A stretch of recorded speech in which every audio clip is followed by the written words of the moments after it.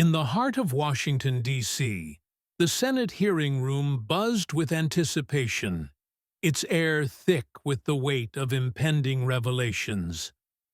Under the harsh glare of fluorescent lights, Attorney General Pam Bondi stood as a formidable figure, her black suit impeccably tailored, her posture radiating authority. Before her, a stack of classified documents rested on the polished oak table, each page a potential grenade in the volatile arena of American politics. Today, she would confront Senator Lindsey Graham, a once-respected figure now entangled in a web of conspiracy that threatened to unravel the nation's trust in its leaders. The room was a cauldron of tension. Camera lenses flashed like lightning, capturing every movement, every expression. Senators, aides, and reporters packed the chamber, their whispers forming a low hum that underscored the gravity of the moment. Bondi took a deep breath, her voice cutting through the murmur like a blade.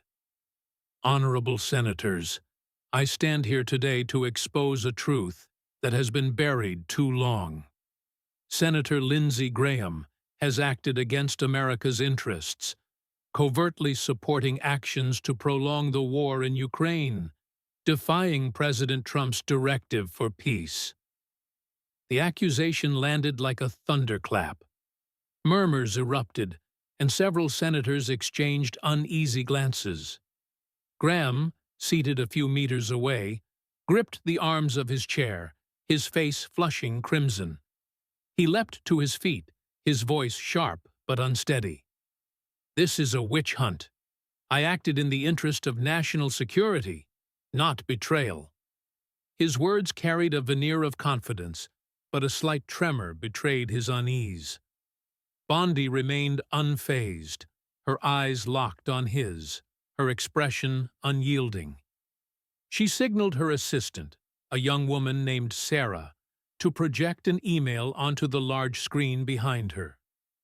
The room fell silent as the text appeared, revealing an exchange between Graham and a senior Ukrainian official discussing millions in military aid. Senator Graham, Bondi continued, her voice steady and commanding, this email shows you met with President Zelensky 3 times last year, discussing weapons shipments while President Trump explicitly ordered a halt to military aid to push for peace talks with Russia. The chamber's atmosphere grew heavier. The hum of cameras intensified, capturing the stunned faces of senators. Bondi flipped to the next page of her documents, her tone sharpening.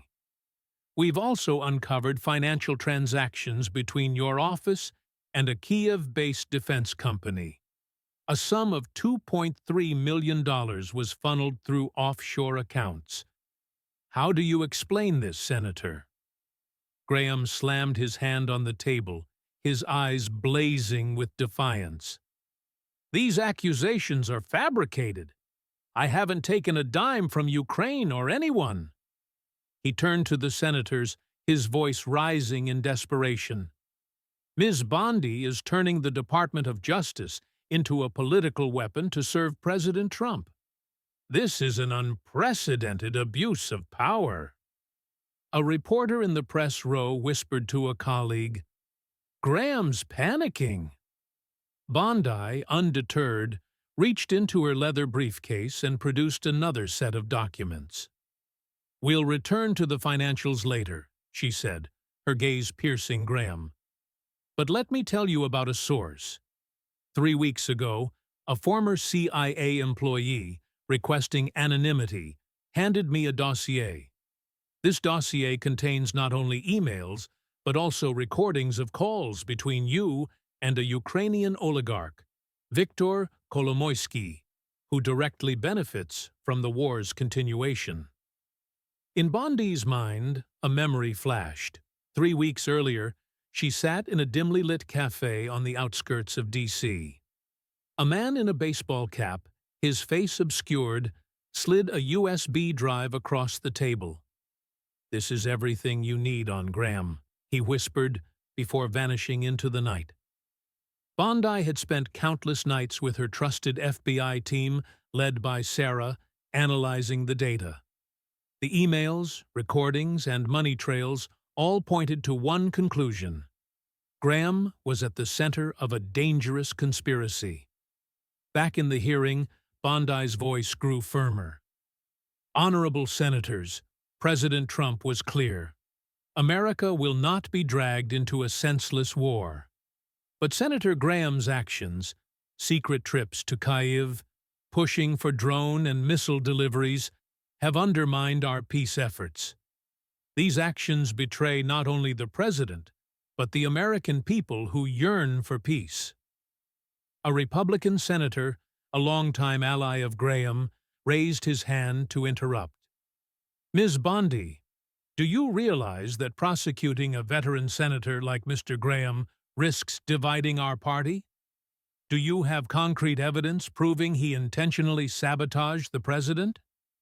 Bondi's lips curved into a faint, icy smile. "I will present even more evidence, Senator. But first, let me ask Mr. Graham, why didn't you report your Ukraine trips to the White House? And why were your financial transactions hidden through 3 layers of shell companies?" Graham exhaled sharply, struggling to regain composure. "I'm not obligated to report every trip I take. I went to Ukraine to strengthen alliances, to ensure Russia doesn't threaten Europe." His voice grew louder, but it carried a desperate edge. The audience stirred, and outside the chamber, a small group of protesters chanted, "Justice for Trump." Their voices seeped through the walls, adding to the mounting pressure. Bondi's gaze remained locked on Graham. "Senator, I'm not done. We will move on to another piece of evidence, a recording that will make you rethink your words." The gavel struck, calling for order, but the room felt like the calm before a storm. The screen behind Bondi lit up again, this time displaying a chain of messages between Graham and a close advisor to Zelensky. One line stood out, stark and damning. "We need to keep Zelensky in the game. America must continue to lead."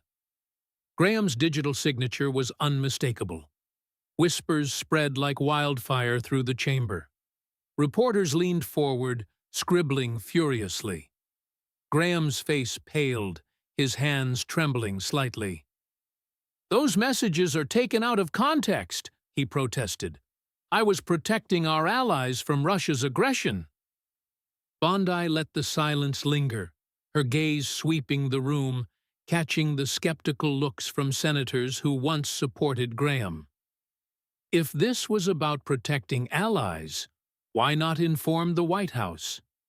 Why were these messages encrypted through an untraceable app, only uncovered through the FBI's efforts? In her mind, Bondi recalled a late night at the Justice Department. Sarah, her young prosecutor, had pointed to a computer screen. "We found a hidden account," she said, her voice trembling with excitement. Money from a shell company in Cyprus was transferred to a fund tied to Graham's campaign. A total of $1.8 million Bondi had ordered a cross-check, and the results were undeniable. Graham had financial ties to those profiting from the war. Back in the hearing, Bondi turned to a new set of documents. "We don't just have messages," she declared. "We have bank records." She revealed that a Ukrainian defense company, controlled by Kolomoisky, had made large transfers to an organization linked to Graham. These payments coincided with his push for Congress to approve a $500 million aid package for Kyiv. Graham leapt up, pointing at Bondi. "You're slandering me! I know nothing about Kolomoisky or any money." But his voice cracked, and some Republican senators turned away, unwilling to be implicated. The chair banged the gavel, ordering Graham to sit, but he remained standing, his face flushed with anger and fear. Bondi smiled coldly. "This isn't personal, Senator. This is about accountability. President Trump entrusted me to uncover the truth, and I won't stop." She paused, her voice dropping to a chilling tone. "If you're innocent, explain why the FBI found traces of your involvement in a call with an American general who ordered drone strikes on Russia without the president's approval." The question hit like a sledgehammer. Graham opened his mouth but faltered, his eyes wavering. Bondi knew she'd struck a nerve. The general, Colonel John Herron, a discreet Pentagon figure, had been tracked by her team after an insider tip revealed his frequent contact with Graham. Herron's drone strikes in Ukraine, executed without White House approval, bordered on treason. A Democratic senator, sensing an opportunity, interjected. "Ms. Bondi, are you implying Senator Graham is involved in a military conspiracy? If so, you must provide more concrete evidence." Bondi nodded, unshaken. "I will, Senator. But first, let me emphasize, Graham's actions not only undermined President Trump, but pushed America to the brink of conflict with Russia, something no one in this room wants." Outside, the protesters grew louder, their chants of "justice for Trump" clashing with a smaller group supporting Graham. Bondi's hand rested on a new stack of documents. Senator Graham's actions go beyond shady transactions. They are tied to the war in Ukraine, a conflict President Trump vowed to end through dialogue, not weapons. The screen displayed satellite imagery of an explosion on the Crimea Bridge. "This attack," Bondi said, pointing, "occurred weeks after Senator Graham met with Zelensky. Intelligence reports confirm the drones used came from a U.S. shipment that Graham pushed to approve." Murmurs of shock and outrage rippled through the room. A Republican senator near Graham bowed his head, avoiding his colleagues' gazes. Bondi continued, her voice forceful. "President Trump was clear. America will not be dragged into an endless war. But Senator Graham's actions, lobbying for drone deliveries, encouraging Zelensky to escalate, have pushed us to the brink of danger. These actions keep thousands of innocent people in Ukraine and Russia caught in bloodshed." In her mind, Bondi recalled a meeting 2 weeks earlier with Clara Weiss, an investigative journalist. In a secure room at FBI headquarters, Clara, her hair disheveled, but her eyes fierce, handed over a thin file. "This is about biolabs in Ukraine," she whispered. "They're funded by defense companies linked to Graham. He's not just profiting from weapons, but from covert projects." Bondi had ordered verification, and the results revealed a complex web. Money from the labs flowed through shell companies, some reaching individuals close to Graham. Back at the hearing, Bondi held up an intelligence report. "We have evidence that biolabs in Ukraine, funded by the U.S., operated under the oversight of partners linked to Senator Graham. These labs are not just a security issue, but a massive source of profit for certain individuals." She looked directly at Graham. "Senator, are you aware that funds from these projects were funneled through a company in Cyprus, where you hold an indirect stake?" Graham shot up, his voice trembling but resolute. "You're fabricating wild stories. I have no stakes in Cyprus or Ukraine." But his desperation only deepened the room's skepticism. A Democratic senator interjected, "Ms. Bondi, if these allegations are true, Senator Graham has violated Congress's trust. But do you have concrete evidence about these labs?" Bondi nodded, pulling a summary from her documents. We have transaction records showing $4.2 million from a Ukrainian defense company transferred to a U.S. fund where Senator Graham is an indirect beneficiary. These payments coincided with his push for aid packages to Kyiv. She turned to Graham. Would you like to explain why a U.S. senator is tied to such financial activities? The chamber fell silent. Graham sat down, his eyes fixed on the table, his confident facade crumbling. Bondi knew she was closing in, but Graham's Senate allies remained an obstacle. A Republican senator stood up. Ms. Bondi, I respect your role, but these allegations risk destroying our party's unity. Is airing these issues publicly wise? Bondi's voice was resolute. Senator, unity cannot be built on lies. President Trump entrusted me with upholding justice, and I will do so regardless of the consequences. She turned to the chamber, her voice rising. The war in Ukraine is a web of interests, and Senator Graham chose to side with those profiting from blood and tears. The room seemed to dim as Bondi pulled a small device from her briefcase, a black USB drive. Honorable Senators, she began, her voice low but sharp. What I'm about to present will dispel any doubts about Senator Graham's conduct. She signaled Sarah to connect the device to the audio system.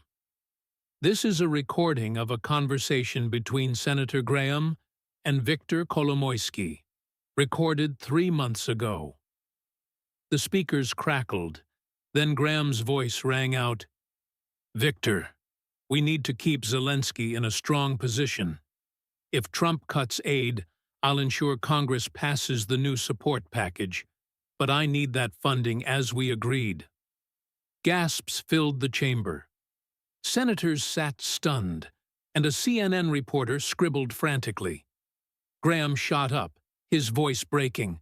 That's fabricated. I never said those words. But the desperation in his voice only deepened the audience's skepticism. A Democratic senator whispered, He's done. Bondi, unmoved, continued, This recording has been verified by the FBI. It was obtained from an insider who risked everything to bring the truth to light. In her mind, Bondi recalled a late night at the Justice Department when Sarah placed the USB on her desk. We've got it, Sarah said, eyes gleaming. This call was recorded through an encrypted channel, but we cracked the password. Bondi had listened to the recording repeatedly, each word a betrayal of Graham's professed loyalty to Trump. She turned back to the chamber. This recording proves Senator Graham took bribes from a Ukrainian oligarch and deliberately sabotaged President Trump's peace policy, pushing America toward conflict with Russia. She pointed at Graham. You chose personal gain over the nation's interests. You betrayed the American people. Graham, nearly collapsing into his chair, muttered, I just wanted to protect our allies. But his words were drowned out by the murmurs. A Republican senator stood, his voice trembling. Ms. Bondi, if this is true, it's a grave scandal. But are you certain this recording hasn't been manipulated? Bondi nodded. The FBI vetted it thoroughly. We also have witnesses, including a former Ukrainian official who worked with Kolomoisky. Another senator, a Graham supporter, interjected sharply. Ms. Bondi, you're turning this hearing into a political circus. Take this to court, not here. The gavel struck, but the chamber had become a battlefield. Outside, the crowd's chants grew louder. Bondi responded, I'm not here to create a circus. I'm here to defend the truth. President Trump pledged to pull America out of senseless conflicts, but actions like Mr. Graham's have jeopardized that effort. In her mind, Bondi recalled a brief meeting with Trump at the White House. He had gripped her hand, his voice low. "Pam, you have to do this, not just for me, but for the country." Trump's fiery gaze emphasized dismantling the deep state, a network of adversaries within the government. Bondi knew this recording was a declaration of war against those challenging Trump's vision of peace. The chair announced a recess, but the reverberations lingered. As Bondi stepped into the hallway, camera flashes were relentless, but her steely expression held firm. Hours later, a counterattack erupted. On news channels, Graham's allies denounced Bondi, claiming she was weaponizing the Justice Department. An anonymous article spread rumors that Bondi had fabricated the recording to serve Trump's ambitions. Bondi, in her office, scanned the headlines, her lips tightening. Her phone buzzed. Sarah, her voice urgent. "Ma'am, our office was broken into. Some documents about Graham are missing, and there's a threatening letter addressed to me." The letter, forwarded via email, read, "Stop the investigation, or there will be no way back." Bondi's mind flashed to Trump's warning, "You're poking a hornet's nest. The people behind Graham have money, power, and they won't hesitate to strike." She ordered increased security for her team and tasked the FBI with tracing the break-in. She knew this wasn't just Graham's doing. Kolomoisky and his allies in the defense industry were likely involved. Graham, weakened but not defeated, summoned his advisors. "We need to deflect," he said, his voice cold. "Spread rumors about Bondi and Trump. Make the public doubt them." An advisor suggested leaking that Bondi was acting on Trump's orders to destroy the Republican Party. The next morning, an article accused Bondi of abusing power, citing an anonymous Justice Department source. Bondi called an emergency meeting. "We're being attacked from all sides," she told Sarah and her team, "but I won't let lies win." She released a portion of Graham's financial records, quashing some rumors. A Republican senator called her, his voice low. "Pam, you're putting our party at risk. If you continue, the consequences won't just fall on Graham." Bondi replied, unflinching, "If the truth is risky, that's the price we pay." She recalled her days as a Florida prosecutor, facing criminal gangs. "They're only strong when we're afraid," she had told a colleague. Now, confronting the network behind Graham, she resolved not to falter. Days later, Graham announced his resignation, his voice trembling on television.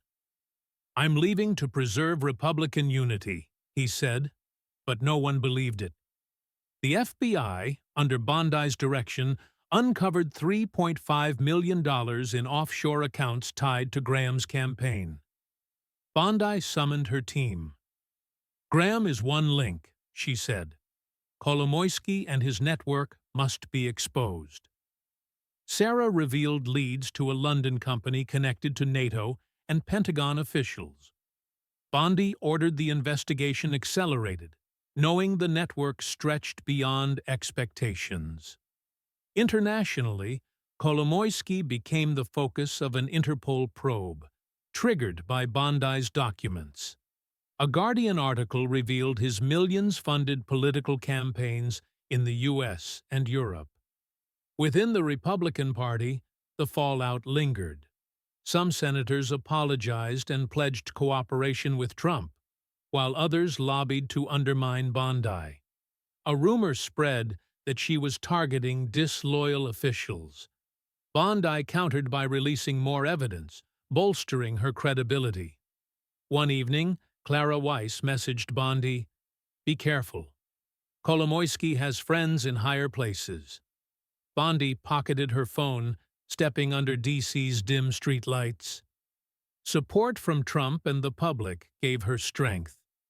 In her office, She reviewed a memo to reform the Justice Department, rooting out the deep state. The Graham case was a turning point, a spark for a nation free from manipulation. At a press conference, Bondi faced the public. "My mission is to ensure justice isn't distorted by power or money. We've seen what happens when personal interests override national ones." Her words resonated with millions. Polls showed surging support, especially among those craving transparency. Bondi thought of Clara, now writing a book about the case. "Thank you for not backing down," Clara messaged. Bondi replied, "We fight for the truth together." As Bondi left her office, streetlights cast a glow on her resolute figure. Ahead, she saw an America changing through truth and hope. The Graham case wasn't the end, but the start of a fight for a nation unclouded by corruption.